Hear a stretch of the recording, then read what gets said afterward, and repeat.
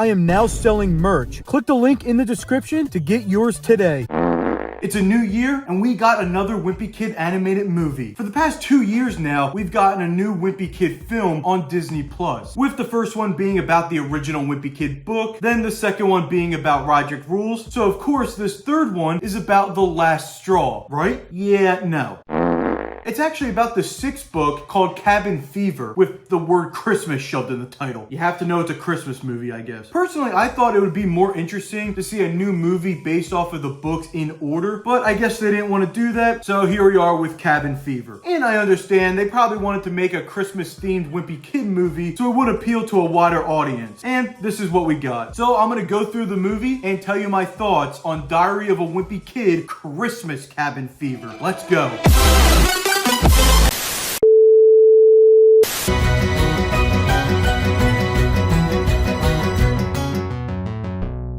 So the movie opens in the typical way all these animated movies do, and that's by telling us what the film will be about in the classic book style animation. But that doesn't last long because then we jump right into the 3D animation. I mean, for the most part, it's just whatever at this point. I'm pretty much used to it, but I'll never forget what they did with Fregley.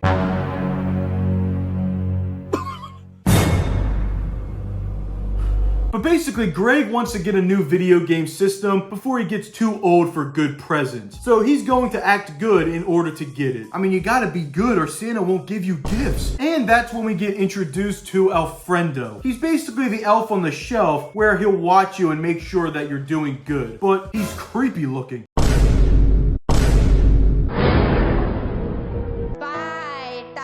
But right after that, Greg gets himself into trouble by building this big snowball with Rowley, and it crashes into a truck, causing it to break. So they get chased down, but end up outrunning her. And in an attempt to not get caught, they take off their clothes, hoping that nobody will notice them. But the dumpster they put the clothes in ends up being a donation bin. And the hat has Greg's name stitched inside of it. And if that wasn't enough, they start seeing wanted signs for them and try to get rid of all the evidence. They obviously don't want to get caught by the police. Also, I have to mention this. It's not actually poop, but it's brown, and you guys will find it funny.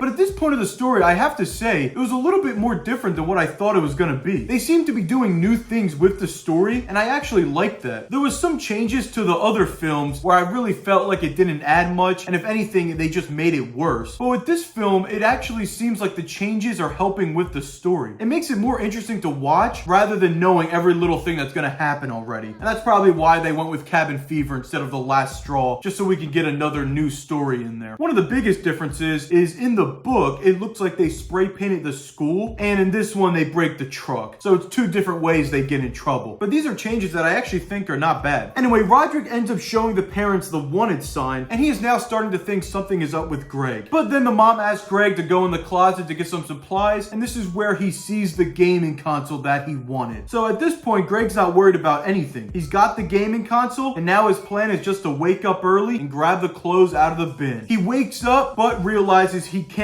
go to the bin because of the snowstorm that came in the morning. Because of this, he calls Rowley, who suddenly has a voice of an angel. I can't be the only one that thinks Greg and him have to sing at some point. These guys are like the best singers I ever heard. Get them in a duet. Anyway, Greg tells Rowley to pretend he knows nothing. But of course, Rowley being Rowley doesn't want to lie. So right when he starts calling the cops, the power goes out with this great Vine sound effect. I don't know why that sound effect made me laugh. And this is when we get the family trapped in the house because of the snow. But unlike the book, the dad is actually there with them this time. And I actually like this change also. You get to see all the family members interacting instead of the dad being separate from the family. I mean, he's already depressed as it is, so maybe it would help having him with the rest of the family. During all this, however, the basement floods right where Roderick's room is, so he has to sleep with Greg. But Roderick knows Greg is involved somehow with the truck and is doing everything to figure out what happened. Greg at this point, being super worried, is just trying to get to Christmas without any more distractions. He's just trying to be on his best behavior, and that's when we get rickrolled.